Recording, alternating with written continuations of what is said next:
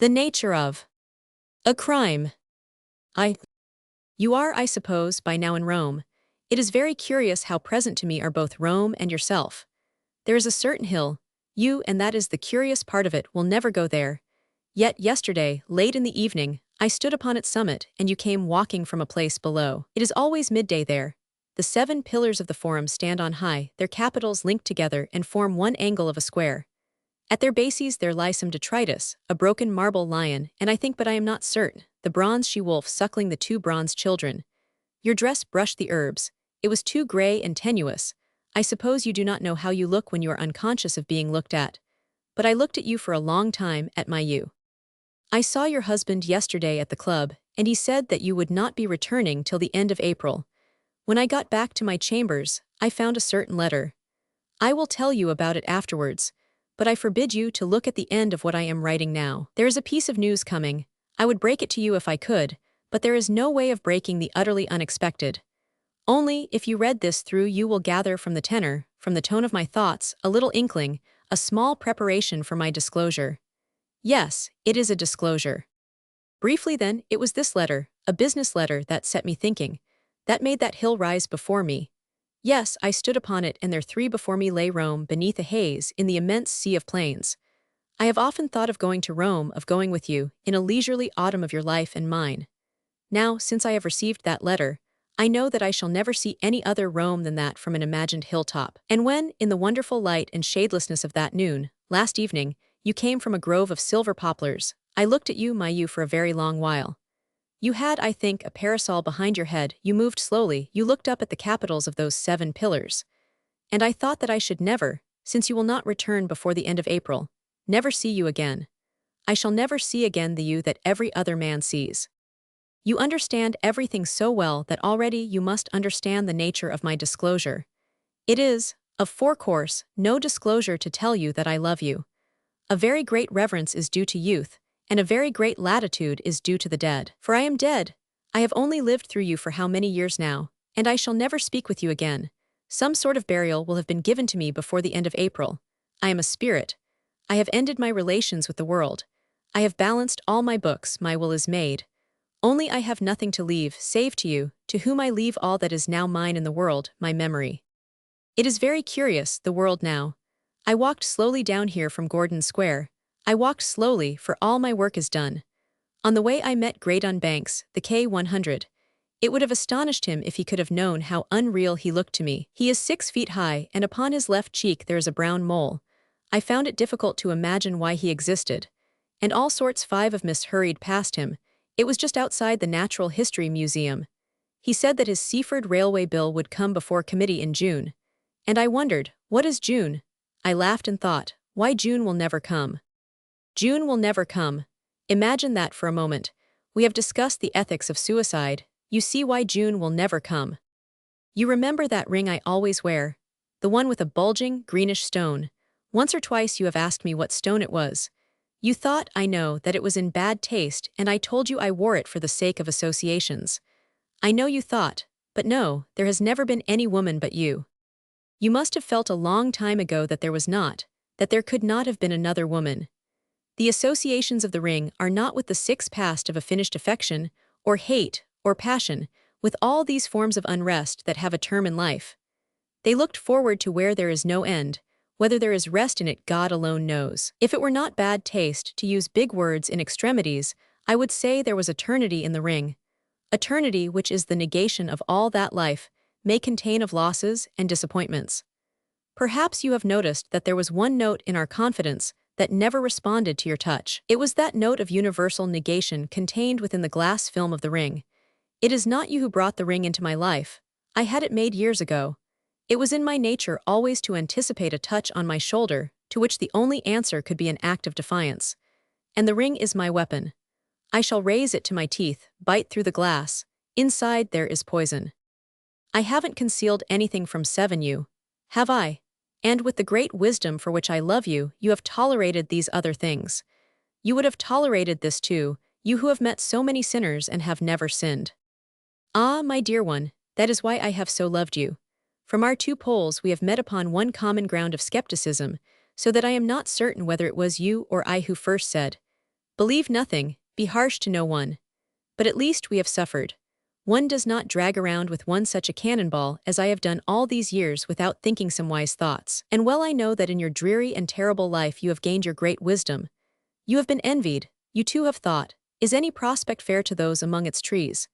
And I have been envied for my gifts, for my talents, for my wealth, for my official position, for the letters after ate my name, for my great and empty house, for my taste in pictures, for my opportunities. Great criminals and the very patient learn one common lesson: believe in nothing, be harsh to no one. But you cannot understand how immensely leisurely I feel. It is 1 o'clock at night. I cannot possibly be arrested before 11 tomorrow morning. I have 10 hours in which, without the shadow of a doubt, I can write to you. I can put down my thoughts desultorily and lazily. I have half a score of hours in which to speak to you. The stress of every secret emotion makes for sincerity in the end. Silence is like a dam. When the flood is at its highest, the dam gives way. I am not conceited enough to think that I can sweep you along, terrified, in the rush of my confidences. I have not the elemental force. Perhaps it is just that form of greatness that I have lacked all my life, that profound quality which the Italians call terribilità. There is nothing overpowering or terrible in the confession of a love too great to be kept within the bounds of the banality, which is the safeguard of our daily life. Men have been nerved to crime for the sake of a love that was theirs. The call of every great passion is to unlawfulness. But your love was not mine, and my love for you was vitiated by that conventional reverence which, as to 9 parts in 10, is genuine, but as to the last tenth, a solemn sham behind which hide all the timidities of a humanity no longer in its youth. I have been of my time, altogether of my time, lacking courage for a swoop, as a bird respects a ragged and nerveless scarecrow. Altogether a man of my time. Observe, I do not say our time. You are of all time. You are the loved woman of the first cry that broke the silence, and of the last song that shall mark the 10 end of this ingenious world to which love and suffering have been given, but which has in the course of ages invented for itself all the virtues and all the crimes. And being of this world and of my time, I have set myself to deal ingeniously with my suffering and my love. Now everything is over, even regrets. Nothing remains of finite things but a few days of life and my confession to make to you alone of all the world. It is difficult. How am I to begin? Would you believe it? Every time I left your presence it was with the desire, with the necessity to forget you. Would you believe it? This is the great secret, the heart of my confession. The distance did not count. No walls could make me safe. No solitude could defend me, and having no faith in the consolations of eternity, I suffered too cruelly from your absence. I wonder why that is. Fancy, perhaps, habit perhaps, a kind of idealism, a kind of delicacy, a fastidiousness. 15 As you know very well, it is not on account of any moral scruples. I break off to look through what I have already written to you. There is first, the question of why I never told you my secret. Then, the question of what my secret really is. I have started so many questions, and have not followed one of them out to the very end. But all questions resolve themselves into the one question of our dear and inestimable relationship. I think it has been one of the great charms of our relationship that all our talks have been just talks. We have discussed everything under the sun, but we have never discussed anything au fond. We have strayed into all sorts of byways and have never got anywhere. I try to remember how many evenings in the last 5 years we have not spent together. I think they must be less than 100 in number. You know how, occasionally, your husband would wake 16 out of his stupors, or walk in his stupor, and deliver one of his astonishingly brilliant disquisitions. But remember how, always, whether he talked of free love or the improvement in the breed of carriage horses, he always thrashed his subject out to the bitter end. It was not living with a man, it was assisting at a performance. And when he was sunk into his drugs, or when he was merely literary, or when he was away, how lazily we talked. I think no 2 minds were ever so fitted one into another as yours and mine. It is not of course that we agree on all subjects, or perhaps upon any. In the whole matter of conduct we are so absolutely different. You are always for circumspection, for a careful preparation of the ground, for patience, and I am always ready to act, and afterwards draw the moral from my own actions. But somehow in the end, it has all worked out in our being in perfect 17 agreement. Later I will tell you why that is. Let me return to my mouse. For you will observe that the whole question revolves, really, around that little allegorical mite. It is an omen, it is a symbol, It is a little herald of the providence that I do not believe in, of the providence you so implicitly seek to obey. For instinctively you believe in providence, in God if you will. I as instinctively disbelieve. Intellectually, of course, you disbelieve in a God. You say that it is impossible for reason to accept an overlord. That reason forces one to accept an overlord. That reason forces one to believe in an omnipotent ruler. Only I am unable to believe. We, my dear, are in ourselves evidence of a design in creation. For we are the last word of creation. It has taken all the efforts, all the birth pangs of all the ages to evolve, you and me 18, and being evolved, we are intellectually so perfectly and so divinely fashioned to dovetail together. And physically too, are we not divinely meant the one for the other? Do we not react to the same causes? Should not we survive the same hardships or succumb to the same stresses? Since you have been away, I have gone looking for people, men, women, children, even animals, that could hold my attention for a minute. There has not been one. And what purer evidence of design could you ask for than that? I have made this pact with the providence that I argue for, with the providence in whose existence I cannot believe, that if, from under the castle of black metal boxes, the mouse reappear and challenge death, then there is no future state. And since I can find no expression save in you, if we are not reunited I shall no longer exist. So my mouse is the sign, the arbitrament 19 a symbol of an eternal life or the herald of nothingness. I will make to you the confession that since this fancy, this profound truth, has entered my mind, I have not raised my eyes from the paper. I suppose it is dread, to look across the ring of light that my lamp casts. But now I will do so. I will let my eyes travel across the bundles of dusty papers on my desk. Do you know I have left them just as they were on the day when you came to ask me to take your railway tickets? I will let my eyes travel across that rampart of blue and white dockets. The mouse is not there. But that is not an end of it. I am not a man to be ungenerous in my dealings with the omnipotent. I snatch no verdict. Roman 2. Last night it was very late and I grew tired, so I broke off my letter. Perhaps I was really afraid of seeing that mouse again. Those minute superstitions are curious things. I noticed, when I looked at the enumeration of these pages tonight, I began to write upon the 13th sheet, and that gives me a vague dissatisfaction. I read, by the by, a paragraph in a newspaper. It dealt with half-mad authors. One of these, the writer said, was Zola. He was stated to be half-mad because he added together the numbers on the backs of cabs passing him in the street. Personally, I do that again and again, and I know very well that I do it in order to dull my mind. It is a sort of narcotic. Johnson, we know, touched his street posts 21 in a certain order. That, too, was to escape from miserable thoughts. And we all know how, as children, we have obeyed mysterious promptings to step upon the lines between the paving stones in the street. But the children have their futures. It is well that they should propitiate the mysterious omnipotent one. In their day, too, Johnson and Zola had their futures. It was well that Johnson should touch against the evil chance, that Zola should rest his mind against new problems. In me it is mere imbecility, for I have no future.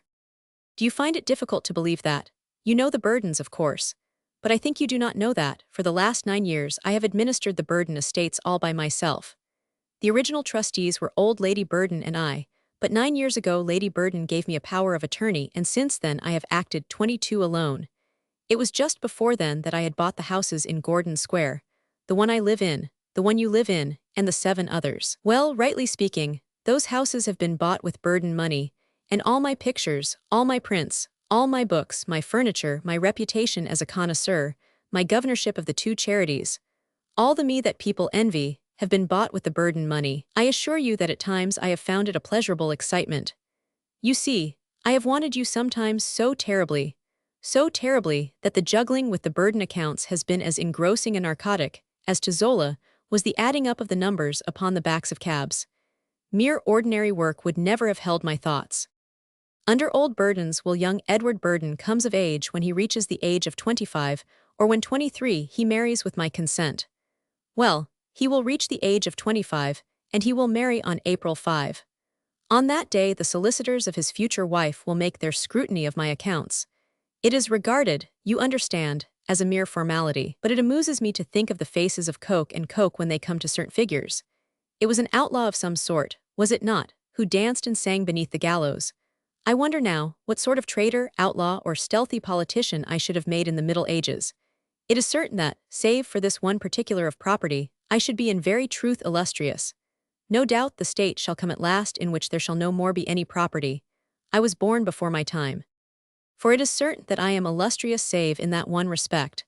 Today young Edward Burden came here to the office to introduce me to his fiancée. You observe that I have robbed her. The 24 Burden property is really crippled. They came, this bright young couple, to get a check from me with which to purchase a motor car. They are to try several cars in the next 3 weeks. On the day before the wedding, they are to choose one that will suit them best, and on the wedding day in the evening they are to start for Italy. They will be coming towards you. Then no doubt, too, a telegram will reach them to say that in all probability motor cars will be things not for them for several years to come. What a crumbling of their lives. It was odd how I felt towards her. You know his pompous, high forehead, the shine all over him, the grave, weighty manner. He held his hat, a wonderful shiny, good hat before his mouth for all the world as if he had been in church. He made even a speech in introducing Miss Avery's to me. You see, in a sense, he was in A25 temple. My office enshrined a deity, a divinity. The law, property, the rights of man as maintained by an august constitution. I am for him such a wonderfully safe man. My dear one, you cannot imagine how I feel towards him. A little like a deity, a little like an avenging providence. I imagine that the real deity must feel towards some of his worshippers much as I feel towards this PH-nix of the divines. The deity is after all the supreme artist, and the supreme quality of art is surprise. Imagine, then, the feeling of the deity towards some of those who most confidently enter his temple. Just imagine his attitude towards those who deal in the obvious platitudes that honesty is the best policy, or genius the capacity for taking pains. So for days the world appears to them. Then suddenly, honesty no longer pays. The creature, amassing with his infinite 26 pains data for his great work, is discovered to have produced a work of an infinite dullness. That is the all-suffering deity manifesting himself to his worshippers.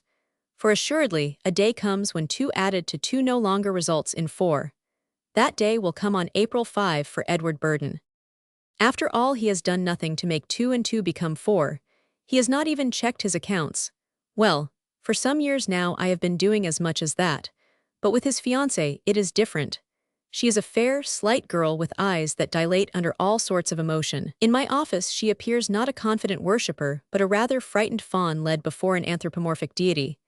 And strangely enough, though young Burden who trusts me inspires me with a sardonic dislike, I felt myself saying to this poor little thing that faced me, "Why, I have wronged you." And I regretted it. Good night, dear one, I think you have it in your power. You might have it in your power to atone to this little creature. Tomorrow I will tell you why and how. Roman 3. I wrote last night that you have something in your power. If you wished it you could make me live on. I am confident that you will not wish it, for you will understand that capriciously or intolerably I am tired of living this life. I desire you so terribly that now, even the excitement of fooling Burden no longer hypnotizes me into an acceptance of life without you. Frankly, I am tired out. If I had to go on living any longer, I should have to ask you to be mine in one form or other. With that and with my ability, for of course I have great ability, I could go on fooling Burden forever. I could restore, I could make sounder than ever it was that preposterous, going concern the Burden estate. Unless I-29 like to let them, I think that the wife's solicitors will not discover what I have done. For frankly, I have put myself out in this matter in order to be amusing to myself and ingenious. I have forged whole builders' estimates for repairs that were never executed. I have invented whole hosts of defaulting tenants. It has not been latterly for money that I have done this. It has been simply for the sheer amusement of looking at Edward Burden and saying to myself, "Ah, you trust me, my sleek friend, well. But indeed I fancy that I am rich enough to be able to restore to them all that I have taken." And looking at Edward Burden's little fiancée, I was almost tempted to set upon that weary course of juggling. But I am at the end of my tether. I cannot live without you longer. And I do not wish to ask you. Later I will tell you, or no, I will tell you now. If you desire me to live on, I will live 31 on. I am so swayed by you that, if you desire me to break away from this ideal of you, the breath of a command will send me round to your side. I am ready to give my life for this ideal. Nay more, I am ready to sacrifice you to it, since I know that life for you will remain a very bitter thing. I know, a little, what renunciation means. And I am asking you to bear it for the sake of my ideal of you. For assuredly, unless I can have you, I must die, and I know that you will not ask me to have you. And I love you, and bless you for it. Roman 4. I have just come in from Tristan and Isolde. I had to hurry and be there for the first notes because you would, I felt, be sitting beside me as you have so often. That, of course, is passion, the passion that makes us unaccountable in our actions. I found you naturally, but I found, too, something else. It has always a little puzzled me why we returned to Tristan. There are passages in that thing as intolerable as anything in any of the Germanic masters' scores. But we are held, simply by the idea of the love filter. It's that alone that interests us. We do not care about the initial amenities of Tristan and the prima donna. We do not believe in 33 marks psychologizing. But, from the moment when those two dismal marionettes have drained unconsideringly the impossible cup, they become suddenly alive, and we see two human beings under the grip of a passion, acting as irrationally as I did when I promised my cabman 5 shillings to get me to the theater in time for the opening bars. It is, you see, the love filter that performs this miracle. It interests, it is real to us, because every human being knows what it is to act, irrationally, under the stress of some passion or other. We are drawn along irresistibly. We commit the predestined follies or the predestined heroisms. The other side of our being acts in contravention of all our rules of conduct or of intellect. Here in Tristan, we see such madness justified with a concrete substance, a herb, a root. We see a vision of a state of mind in which morality no longer exists. We are given a respite, a rest, and 34 interval in which no standard of conduct oppresses us. It is an idea of an appeal more universal than any other in which the tired imagination of humanity takes refuge. The thought that somewhere in the world there should be something that I could give to you, or you to me, that would leave us free to do what we wish without the drag of the thought of what we owe, to each other, to the world. And after all, what greater gift could one give to another? It would be the essential freedom. For assuredly, the filter could do no more than put it in a man's power to do what he would do if he were let loose. He would not bring out more than he had in him, but he would fully and finally express himself. Something unexpected has changed the current of my thoughts. Nothing can change their complexion, which is governed not by what others do, but by the action which I must face presently 35, and I don't know why I should use the word unexpected, unless because at the moment, I was very far from expecting that sort of perplexity. The correct thing to say would be that something natural has happened. Perfectly natural. Asceticism is the last thing that one could expect from the Burdens. Alexander Burden, the father, was an exuberant millionaire, in no vulgar way, of course. He was exuberant with restraint, not for show, with a magnificence which was for private satisfaction mainly. I am talking here of the ascetic temperament which is based on renunciation, not of mere simplicity of tastes, which is simply scorn for certain orders of sensations. There have been millionaires who have lived simply. There have been millionaires who have lived sordidly, but miserliness is one of the supreme forms of sensualism. Poor Burden had a magnificent physique, 36, the reserved abilities of generations of impoverished Burdens, starved for want of opportunities, matured in his immense success, and all their starved appetites too. But all the reserve quality of obscure Burdens has been exhausted in him. There was nothing to come to his son, who at most could have been a great match and is today looked upon in that light, I suppose, by the relations of his future wife. I don't know in what light that young man looks upon himself. His time of trial is coming. Yesterday at 8 in the evening he came to see me. I thought at first he wanted some money urgently, but very soon I reflected that he need not have looked so embarrassed in that case, and presently I discovered that it was not money that he was in need of. He looked as though he had come, with that characteristic gravity of his, so unlike his father, to seek absolution 37 at my hands. But that intention he judged more decorous, I suppose, to present to me as a case of conscience. Of course it was the case of a girl, not his fiancée. At first I thought he was in an ugly scrape. Nothing of the kind. The excellent creature who had accepted his protection for some 2 years past, how dull they must have seemed to her, was perhaps for that reason perfectly resigned to forgo that advantage. At the same time, she was not too proud to accept a certain provision, compensation, whatever you like to call it. I had never heard of anything so proper in my life. He need not have explained the matter to me at all. But evidently he had made up his mind to indulge in the luxury of a conscience. To indulge that sort of conscience leads one almost as far as indulged passion, only, I cannot help thinking, on a more sordid road. A luxury snatched 38 from the fire is in a way purified, but to find this one, he had gone apparently to the bottom of his heart. I don't charge him with a particularly odious degree of corruption, but I perceived clearly that what he wanted really was to project the sinful effect of that irregular connection. Let us call it, into his regulated, reformed, I may say lawfully blessed, state for the sake of retrospective enjoyment, I suppose. This rather subtle, if unholy, appetite, he was pleased to call the voice of his conscience. I listened to his dialectic exercises till the great word that was sure to come out sooner or later was pronounced. It seems, he said, with every appearance of distress, that from a strictly moral point of view I ought to make a clean breast of it to Annie. I listened to him, and by heaven, listening to him I do feel like the Godhead of whom I have already written 39 to you. You know, positively he said that at the very moment of his fall, he had thought of what I should think of him. And I said, "My good Edward, you are the most debauched person I have ever met." His face fell, his soft lips dropped right down into a horseshoe. He had come to me as one of those bland optimists would go to his deity. He expected to be able to say, "I have sinned," and to be able to hear the deity say, "That's all right, your very frank confession does you infinite credit." His deity was, in fact, to find him some way out of his moral hole. I was to find him some genial excuse, to make him feel good in his excellent digestion once more. That was, absolutely, his point of view, for at my brutal pronouncement he stuttered. But surely, the faults of youth, and surely there are plenty of others."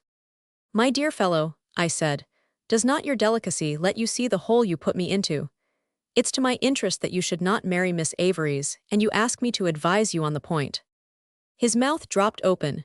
Positively, he had never considered that when he married, I lost the confounded 300 a year for administering the Burden Trust. I sat and smiled at him to give him plenty of time to let his mind agonize over his position. "Oh, hang it," he said, and his silly eyes rolled round my room looking for that providence that he 41 felt ought to intervene in his behalf. When they rested on me again, I said, "There, go away. Of course it's a fault of your youth. Of course every man that's fit to call himself a man has seduced a clergyman's daughter." He said, "Oh, but there was not anything common about it." "No," I answered, "you had an uncommonly good time of it with your moral scruples. I envy you the capacity. You'll have a duller one with Miss Avery's, you know." That was too much for him to take in, so he smoothed his hat. "When you said I was debauched, you were only laughing at me. That was hardly fair, I'm tremendously in earnest." "You're only play-acting compared with me," I answered. He had the air of buttoning his coat after putting a check into his breast pocket. He 42 had got, you see, the check he expected, my applause of his successful seduction, my envy of his good fortune. That was what he had come for, and he got it. He went away with it pretty barefacedly, but he stopped at the threshold to let drop. "Of course, if I had known, you would be offended by my having recourse to Annie's solicitors for the settlement." I told him I was laughing at him about that too. It was the correct thing to do, you know, were the words he shut the door upon. The ass. The phrase of his, that he had thought of me at the moment of his fall, gives you at once the measure of his respect for me. But it gave me much more. It gave me my cue, it put it into my head to say he was debauched. And indeed, that is debauchery. For it is the introduction of one's morals 43 into the management of one's appetites that makes an indulgence of them debauchery. Had my friend Edward regarded his seduction as the thing he so much desired me to tell him it was, a thing of youth, high spirits, a thing we all do, had he so regarded it, I could not really have called it debauchery. And this is the profound truth. The measure of debauchery is the amount of joy we get from the indulgence of our appetites. And the measure of joy we get is the amount of excitement. If it brings into play not only all our physical, but all our moral nature, then we have the crucial point beyond which no man can go. It isn't, in fact, the professional seducer, the artist in seduction that gets pleasure from the pursuit of his avocation, any more than it is the professional musician who gets thrills from the performance of music. You cannot figure to yourself the violinist, as he fiddles the most complicated 44 passage of a concerto, when he really surmounts the difficulty by dint of using all his knowledge and all his skill. You cannot imagine him thinking of his adviser, his mother, his God, and all the other things that my young friend says he thought about. And it is the same with the professional seducer. He may do all that he knows to bring his object about, but that is not debauchery.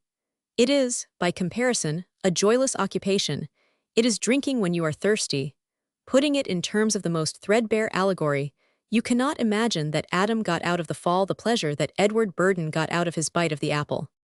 But Edward Burden, whilst he shilly-shallied with shall I and shan't I, could deliciously introduce into the matter all his human relationships. He could think of me, of his mother, of the fact that potentially he was casting to the winds the very cause for his existence 45 for assuredly. If Edward Burden have a cause for existence, it is that he should not, morally or physically, do anything that would unfit him to make a good marriage. So he had, along with what physical pleasure there might be, the immense excitement of staking his all along with the tremendous elation of the debate within himself that went before. For he was actually staking his all upon the chance that he could both take what he desired and afterwards reconcile it with his conscience to make a good match. Well, he has staked and won. That is the true debauchery. That, in a sense, is the compensating joy that Puritanism gets. I have just come in. Again, you will not guess from where. From choosing a motorcar with Burden and his fiancée. It seems incredible that I should be called upon to preside at these preparations for my own execution. I looked at hundreds of these shiny engines with the monstrously inflated white wheels and gave a half-amused, but I can assure you a half-interested, attention to my own case. For one of these will one day, and soon now, be arrested in a long rush by my extinction. In it there will be seated the two young people who went with me through the garages. They will sit in some sort of cushioned ease.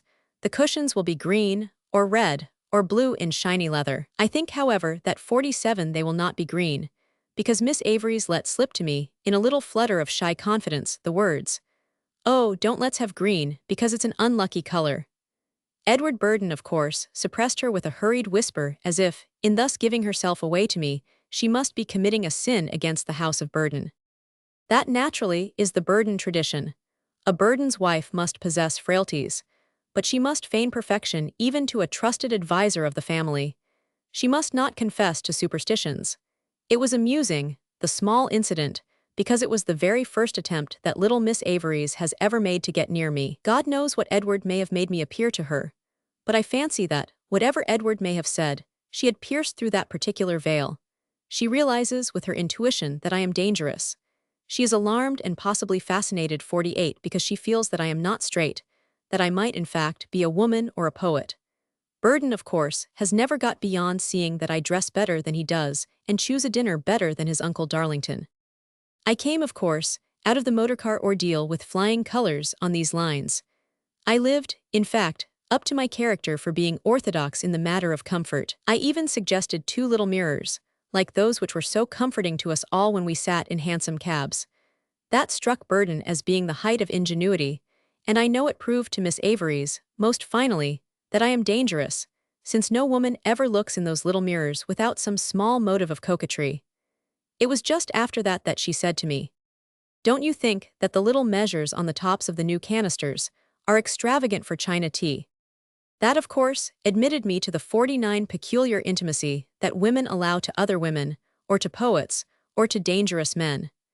Edward, I know, dislikes the drinking of China tea because it is against the principle of supporting the British flag. But Miss Avery's, in her unequal battle with this youth of the classical features slightly vulgarized, called me in to show a sign of sympathy, to give at least the flicker of the other side, of the woman, the poet, or the pessimist among men. She asked me, in fact, not to take up the cudgels to the extent of saying that China tea is the thing to drink.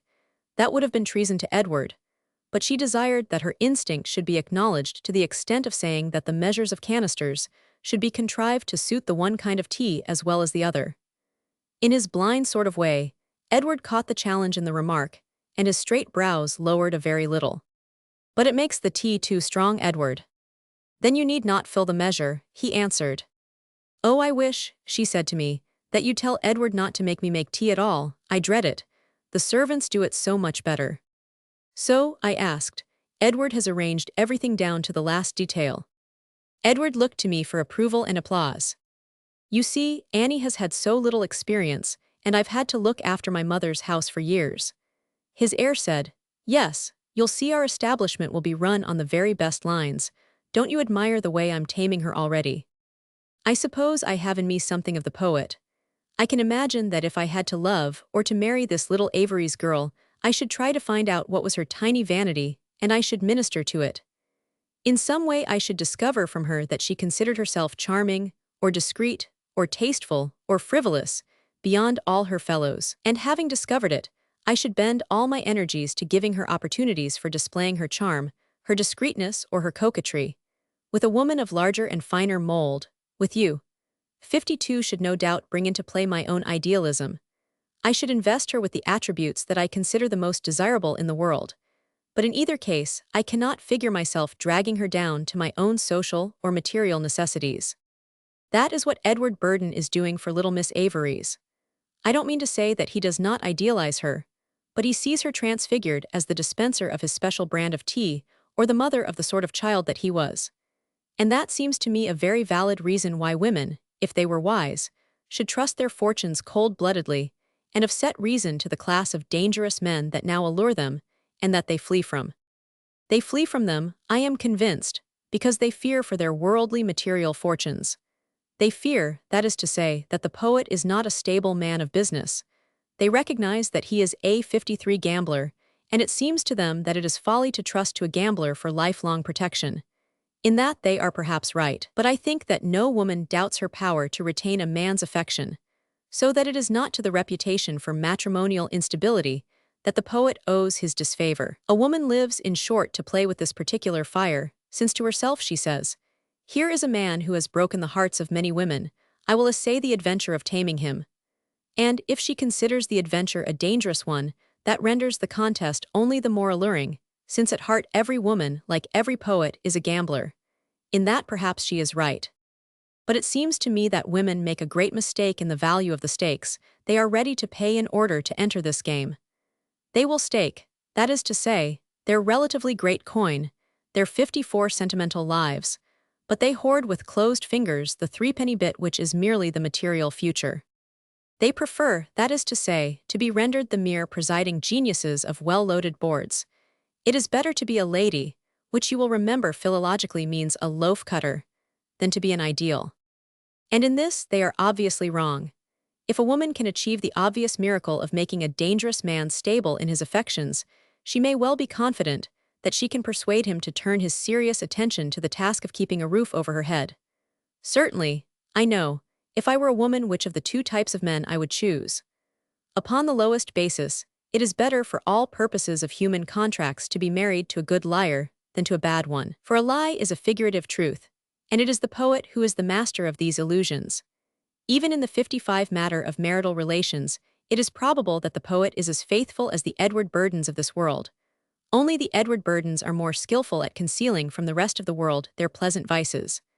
I doubt whether they are as skillful at concealing them from the woman concerned. From the woman, with her intuition, her power to seize fine shades of coolness, and her awakened self-interest. Imagine the wife of Edward Burden saying to him, "You have deceived me." Imagine then the excellent youth crimsoning, stuttering. He has been taught all his life that truth must prevail though the skies fall, and he stammers, "Yes, I have betrayed you." And that is tragedy, though in the psychological sense, and that is the important one. Edward Burden may have been as faithful as the ravens, who live for 15 decades with the same mate. He will, in short, blunder into a tragic, false 56 position, and he will make the tragedy only the more tragic, in that all the intellectual powers he may possess will be in the direction of perpetuating the dismal position. He will not be able to argue that he has not been unfaithful, but he will be able to find 100 arguments for the miserable woman prolonging her life with him.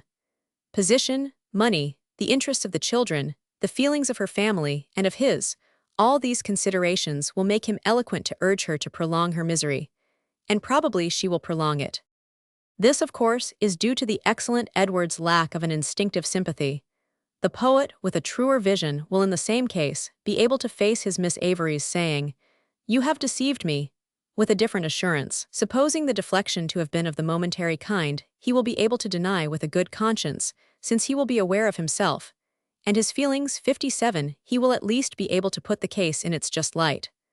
Or, if the deflection be really temperamental, really permanent, he will be unable, it being his business to look at the deeper verities, to lie himself out of the matter. He will break, strictly and sharply, Or, if he do not, it may be taken as a sign that his Miss Avery's is still of value to him, that she, in fact, is still the woman that it is his desire to have for his companion. This is true, of course, only in the large sense, since obviously there are poets whose reverence for position, the interest of children, or the feelings of their friends and relatives may outweigh their hatred of a false position. These, however, are poets in the sense that they write verse. I am speaking of those who live the poet's life. To such, a false position is too intolerable to be long maintained. But this, again, is only one of innumerable side issues. Let me return to my 58 main contention that a dinner of herbs with a dangerous man is better than having to consume the flesh of stalled oxen with Edward Burden. Perhaps that is only a way of saying that you would have done better to entrust yourself to me than to. But no, your husband is a better man than Edward Burden. He has at least had the courage to revert to his passion. I went this afternoon to your chemists and formally notified them that if they supplied him with more than the exactly prescribed quantity of that stuff, I, as holding your power of attorney, should do all that the law allows me to do against them. Even to the dullest of men, marrying is for the most part an imaginative act. I mean marrying as a step in life sanctioned by law, custom, and that general consent of mankind which is the hallmark of every irrational institution. By irrational, I do not mean wrong or 59 stupid. Marriage is august by the magnitude of the issues it involves, balancing peace and strife on the fine point of a natural impulse, refined by the need of a tangible ideal. I am not speaking here of mere domestic peace or strife, which for most people that count are a question of manners and a mode of life. And I am thinking of the peace mostly, the peace of the soul which yearns for some sort of certitude in this earth, the peace of the heart which yearns for conquest, the peace of the senses that dreads deception, the peace of the imaginative faculty which in its restless quest of a high place of rest is spurred on by these great desires and that great fear. And even Edward Burden's imagination is moved by these very desires and that very fear, or else he would not have dreamt of marrying. I repeat, marriage is an imaginative institution. It's true that his imagination is a poor thing, but it is genuine nevertheless. 60. The faculty of which I speak is of one kind in all of us. Not to everyone is given that depth of feeling, that faculty of absolute trust which will not be deceived, and the exulting masterfulness of the senses, which are the mark of a fearless lover. Fearless lovers are rare, if obstinate, and sensual fools are countless as grains of sand by the seashore. I can imagine that correct young man perfectly capable of setting himself deliberately to worry a distracted girl into surrender. Romans 6. I don't know why, tonight in particular, the fact that I am a dead man occurs to me very insistently. I had forgotten this for 2 whole days. If anyone very dear to you has ever been in extremis at a distance, and you have journeyed to be at the last bedside, you will know how possible this is. How for hours at a time the mind will go wandering away from the main fact that is drawing you onwards, till suddenly it comes back.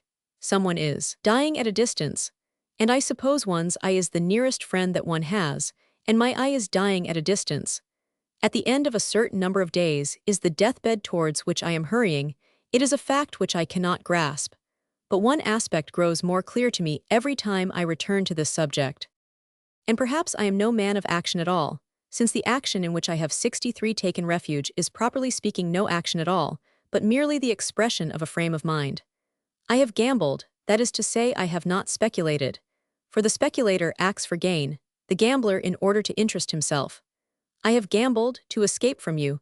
I have tried to escape from my thoughts of you into divining the undivinable future. For that is what gambling is.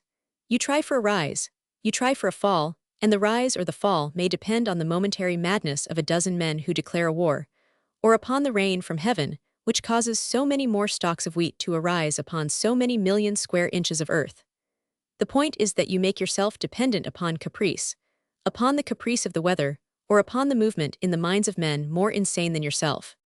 Today I have entered upon what is the biggest gamble of my whole life.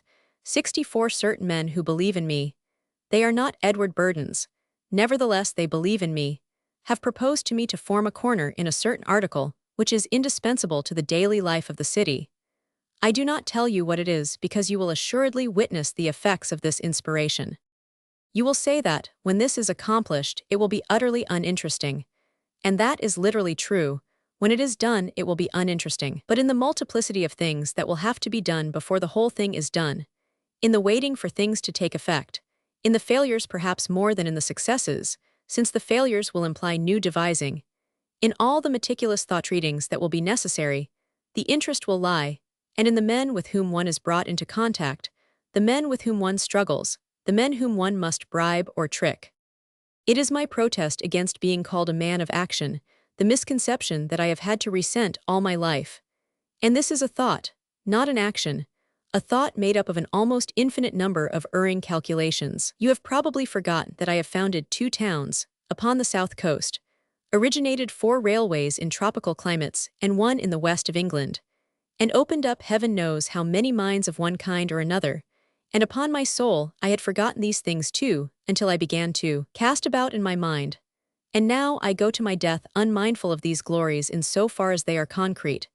In that sense my death is utter, it is a solution. But in so far as they are my 66 refuges from you they remain problems to which, if my ghost is to escape you, I must return again and again. In dying I surrender to you and thus, for the inner self of myself, death is no ending but the commencement of who knows what tortures. It is only in the latent hope that death is the negation of consciousness that I shall take my life. For death, though it can very certainly end no problem, may at least make us unconscious of how, eventually, the problem solves itself. That, you see, is really the crux of the whole thing. That is why the man of action will take refuge in death. The man of thought, never. But I am the man of neither the one nor the other. I am the man of love, which partakes of action and of thought, but which is neither. The lover is, perhaps, the eternal doubter, simply because there is no certain panacea for love. Travel may 67 cure it, but travel may cause to arise homesickness, which of all forms of love is the most terrible. To mix with many other men may cure it.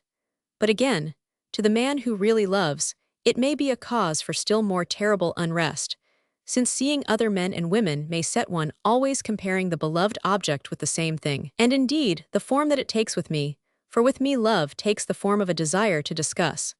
The form which it takes with me renders each thing that I see, each man with whom I speak, the more torturing, since always I desire to adjust my thoughts of them by your thoughts. I went down the other day, before I had begun to write these letters to you, and before I knew death impended so nearly over me to the sea at P. I was trying to get rid of you.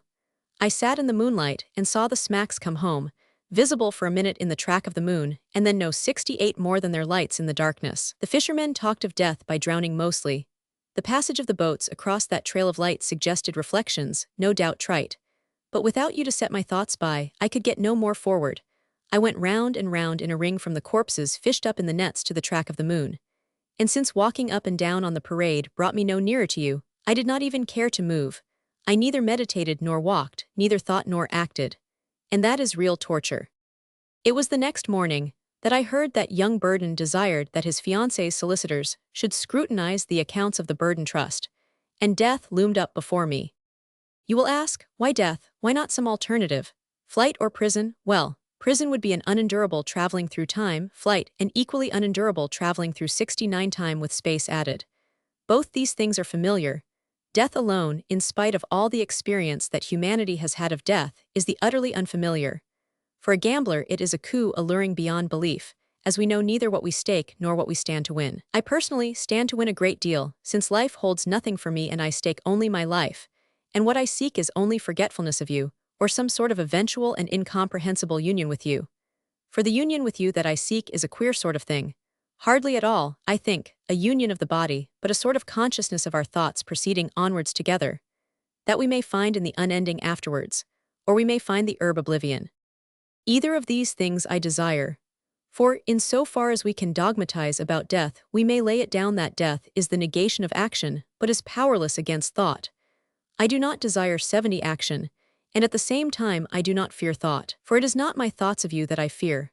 Left alone with them I can say, what is she more than any other material object?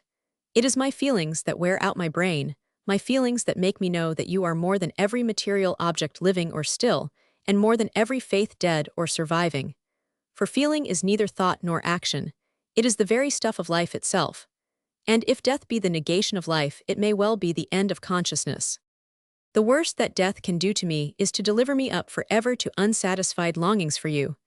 Well, that is all that life has done, that is all that life can do for me. But life can do so much more that is worse. Believe me when I say that I dread imprisonment, and believe me when I say that I do not dread disgrace. For you know very well that it is true 71 when I say that I positively chuckle at the thought of the shock my fall would give to all these unawakened intelligences of this world. You know how I despise Edward Burden for trusting in me. You know how I have always despised other people who trusted in established reputations. I don't mean to say that I should not have liked to keep the game up. Certainly I should, since in gambling it is more desirable to win than to lose. And it is more amusing to fool fools than to give them eye-openers. But I think that, in gambling, it is only a shade less desirable, per se, to lose than to win. The main point is the sensation of either, and the only valid objection to losing is that, if one loses too often one has at last no longer the wherewithal to gamble. Similarly, to give people eye-openers is, per se, nearly as desirable as to fool them. It is not quite so desirable, since the game itself is the fooling. 72, but the great objection in my case is that the eye-opener would once, and for all put an end to the chance of my ever fooling them again. That, however, is a very small matter, and what I dread is not that. If people no longer trusted in me, I could no doubt still find an outlet for my energies with those who sought to take advantage of my abilities, trusting to themselves to wrest from me a sufficient share of the plunder that they so ardently desire, that I so really have no use for. No, I seek in death a refuge from exposure, not because exposure would cripple my energies, it would probably help them, and not because exposure would mean disgrace. I should probably find ironical satisfaction in it, but simply because it would mean imprisonment that I dread beyond belief. I clench my fingers when in conversation I hear the words, a long sentence. For that would mean my 73 being delivered up for a long time forever to you. I write forever advisedly and after reflection, since a long subjection without relief to that strain would leave upon my brain a wound that must prove ineffaceable. For to be alone and to think, those are my terrors. One reads that men who have been condemned for long years to solitary imprisonment go mad. But I think that even that sad gift from omnipotent fate would not be mine. As I figure the world to myself, fate is terrible only to those who surrender to her. If I surrendered to the extent of living to go to prison, then assuredly the future must be uniformly heavy, uniformly doomed in my eyes. For I would as soon be mad as anything else I can think of. But I should not go mad. Men go mad because of the opportunities they miss. Because the world changes outside their prison's 74 walls, or because their children starve. But I have no opportunities to miss or take. The changes of the world to me are nothing, and there is no soul between whom and starvation I could stand. Whilst I am about making this final disposition of my properties, let me tell you finally what I have done in regard to your husband himself. It is a fact, and this I have been keeping up my sleeve as a final surprise for you, that he is almost cured. But I have just received an incomprehensible note from Edward Burden. He asks me for some particulars as to his confounded estate, and whether I can lend him some thousands of pounds at short notice. Heaven knows what new scrape this is that he's in. Of course this may precipitate my crash, but whatever happens, I shall find time to write my final words to you, and nothing else really matters.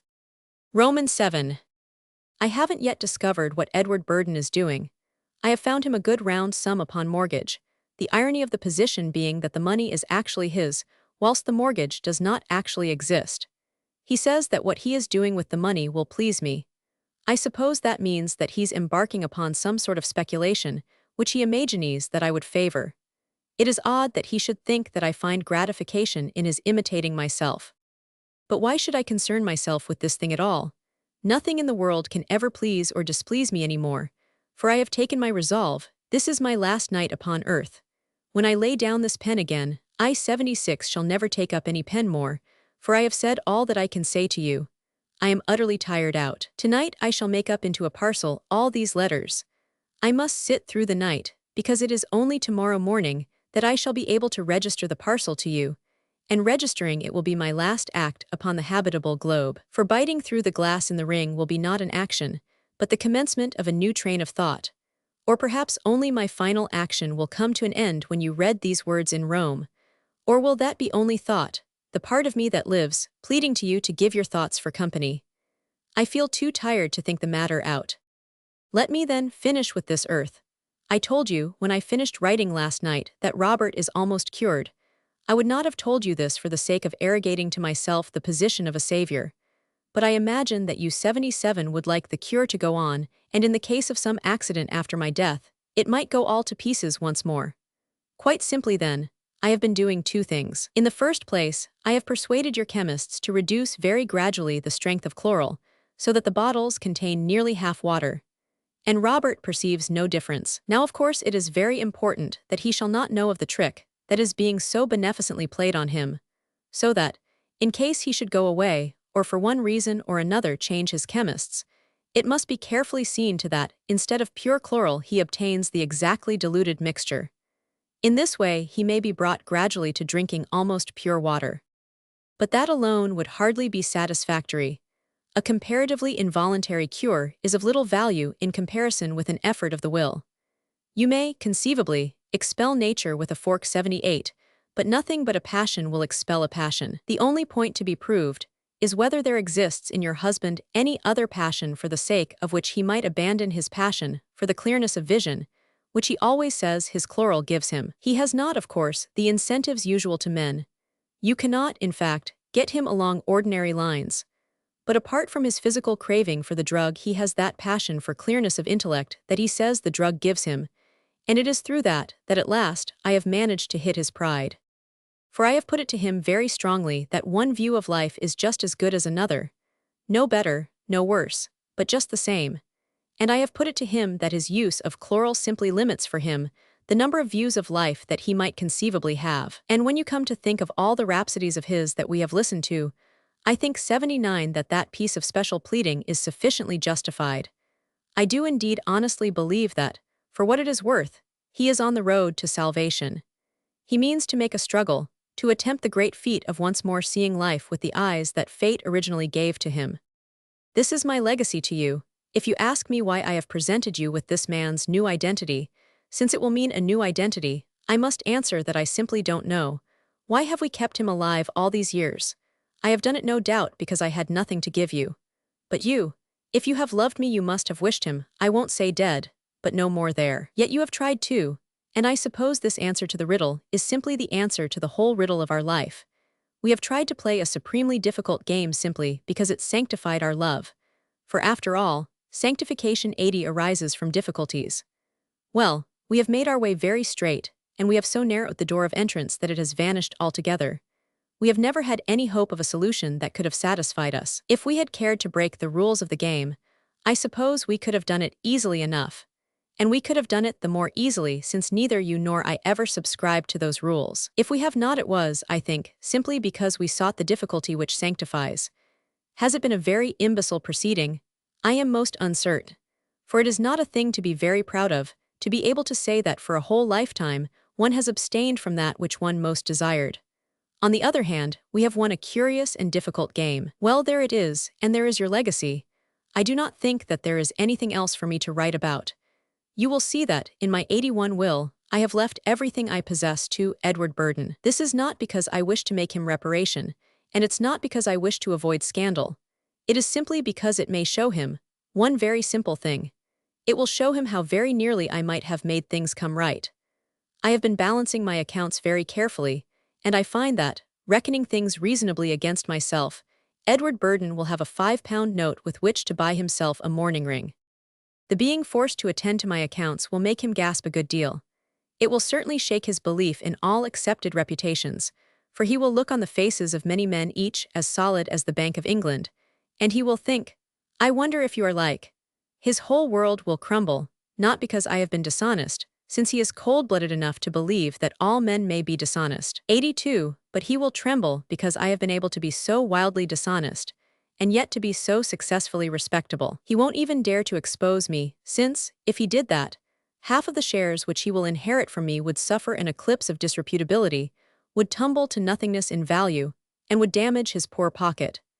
He will have to have my estate set down at a high figure, he will have to be congratulated on his fortunate inheritance, and he will have, sedulously, to compound my felony. You will wonder how I can be capable of this final cruelty, the most cruel thing that, perhaps, ever one man did to another. I will tell you why it is. It is because I hate all the Edward Burdens of the world, because, being the eternal halves of the world, they have made their idiotic rules of the game.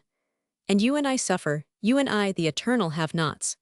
And we suffer not because 83 their rules bind us, but because, being the finer spirits, we are forced to set ourselves rules that are still more strict in order that, in all things, we may be the truly gallant. But why do I write? You will wonder how I can be capable of this. You will have understood, you who understand everything. 8 in the morning. Well, now we part. I am going to register the parcel containing all these letters to you. We part, and it is as if you were dropping back, the lost Eurydice of the world, into an utter blackness. For in a minute you will be no more than part of my past. Well then, good night. Roman 8. You will have got the telegram I sent you long before you got the parcel of letters. You will have got the note I wrote you by the same post as the letters themselves. If I have taken these 3 days to myself before again, writing to you it has been because I have needed to recover my power of thinking. Now, in a way, I have recovered it, and it is only fair to say that I have devoted all my thoughts to how the new situation affects you, and you in your relations to me. It places me in your hands. Let that be written first and foremost. You have to decree my life or my death, for I take it that now we can never get back again into our old position. I have spoken, you have heard me speak. The 85 singular unity, the silence of our old life is done with for good. There is perhaps no reason why this should not be so. Silence is no necessary part of our relationship, but it has seemed to make a rather exquisite bond between us. It must, if I am to continue to live, it must be replaced by some other bond. In our silence we have seemed to speak in all sorts of strange ways, we have perhaps read each other's thoughts. I have seen words form themselves upon your lips. But now you must, there is no way out of it, you must write to me. You must write to me fully, all your thoughts. You must, as I have done, find the means of speech, or I can no longer live. I am reprieved. I don't know if, in my note to you, I explained exactly what had happened. It was in this way. I was anxious to be done with my world very early, and 86 as soon as 8 o'clock struck, I set out for the post office at the corner to register that parcel of letters for you. Till the task was accomplished, the last I was to perform on earth, I noticed nothing. I was simply in a hurry. But having given the little faggot into the hands of a sleepy girl, I said to myself suddenly, now I am dead. I began suddenly, as they say of young children, to notice. A weight that I had never felt before seemed to fall away from me. I noticed precisely that the girl clerk was sleepy, that, as she reached up one hand to take the parcel over the brass caging, she placed the other over her mouth to hide a yawn. And out on the pavement it was most curious what had befallen the world. It had lost all interest, but it had become fascinating. 508. I had not, you see, any senses left but my eyesight and hearing. Vivid. That is the word. 87. I watched a newsboy throw his papers down an area, and it appeared wonderfully interesting to discover that that was how one's papers got into the house. I watched a milkman go up some doorsteps to put a can of milk beside a boot scraper, and I was wonderfully interested to see a black cat follow him. They were the clearest moments I have ever spent upon the earth, those when I was dead. They were so clear because nothing else weighed on my attention but just those little things. It was an extraordinary, a luxuriant feeling. That, I imagine, must have been how Adam and Eve felt before they had eaten of the fruit of knowledge. Supposing I had tacitly arranged with myself that I would die in the street, I think I should still have walked home simply to dally longer with that delightful feeling of sheer curiosity. For it was sheer curiosity to see how 88 this world, which I had never looked at, really performed before utterly unbiased eyes. That was why, when I got home, I sent away the messenger that brought to me Edward Burden's letter. There was to be no answer. Whatever Burden's query might be, I was not going to commit myself to any other act. My last was that of sending off the parcel to you. My opening Burden's letter, when the messenger had gone, was simply a part of my general curiosity. I wanted to see how a Burden letter would look when it no longer had any bearings at all for me. It was as if I were going to read a letter from that dear Edward to a man I did not know upon a subject of which I had never heard. And then I was reprieved. The good Edward, imagining that I was seriously hurt at his having proposed to allow his wife's solicitors to 89 superintend my stewardship, the good Edward in his concern had positively insisted that all the deeds should be returned to me absolutely unchecked. He said that he had had a hard fight for it, and that the few thousands he had borrowed from me had represented his settlement, which he had thus paid in specie. It chimed in wonderfully with his character, when I come to think of it. Of course he was disciplining Miss Avery's representatives just as he had disciplined herself in the matter of China tea of which I have written to you, and he had imagined that I was seriously hurt. Can you figure to yourself such an imbecile? But if you permit me to continue to live, you will be saving the poor fool from the great shock I had prepared for him, the avalanche of discovery, the earthquake of uncertainty. For he says in that so kind way of his that 90 having thus shown his entire confidence in me, in the fact, that is, that Providence is on the side of all burdens, he will choose a time in the future, convenient for me, when he will go thoroughly with me into his accounts. And inasmuch as his wedding tour will take him all round the world, I have at least a year in which to set things straight. And of course I can put off his scrutiny indefinitely or deceive him forever. I did not think all these things at once. In fact, when I had read his letter, so strong within me was the feeling that it was only a mental phenomenon, a thing that had no relation with me. The feeling of finality was so strong upon me that I actually found myself sitting in that chair before I realized what had occurred. What had occurred was that I had become utterly, and for good your property. My dear, I am a very tired man. If you know what it was to long for you as I have longed for you all these years, you would wonder that I did not, sitting in that chair, put the ring up to my teeth, in spite of Burden's letter, and end it. I have an irresistible longing for rest, or perhaps it is only your support. To think that I must face forever, or for as long as it lasts, this troublesome excitement of avoiding thoughts of you, that was almost unbearable. I resisted because I had written these letters to you. I love you and I know you love me, yet without them I would have inflicted upon you the wound of my death. Having 93 written them, I cannot face the cruelty to you. I mean that, if I had died without your knowing why, it would have been only a death grievous to you. Still it is the duty of humanity, and of you with humanity to bear and to forget deaths. But now that you must know, I could not face the cruelty of filling you with the pain of unmerited remorse. For I know that you would have felt remorse, and it would have been unmerited since I gave you no chance or any time to stretch out your hands to me. Now I give it you and wait for your verdict. For the definite alternatives are these. I will put Burden's estate absolutely clear within the year, and work out, in order to make safe money, the new and comparatively sober scheme of which I have written to you. That I will do if you will consent to be mine to the extent of sharing our thoughts alone. Or, if you will not, I will continue to gamble 94 more wildly than ever with the Burden money. And that in the end means death and a refuge from you. So then, I stand reprieved, and the final verdict is in your hands.